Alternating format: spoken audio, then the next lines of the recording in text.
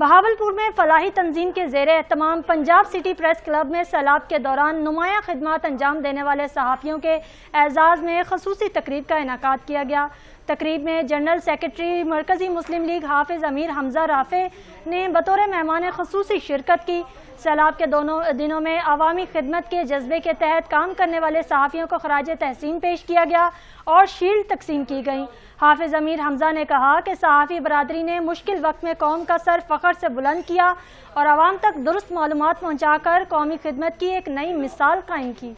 محسوس نہیں کیا بلکہ وہ حالات، واقعات، وہ سیلاب کی تباہ کاریاں، وہ لوگوں کی آہ و فریاد، وہ لوگوں کی مشکلات اس کی آواز بن کے گرام بالا تک پہنچائی بھی۔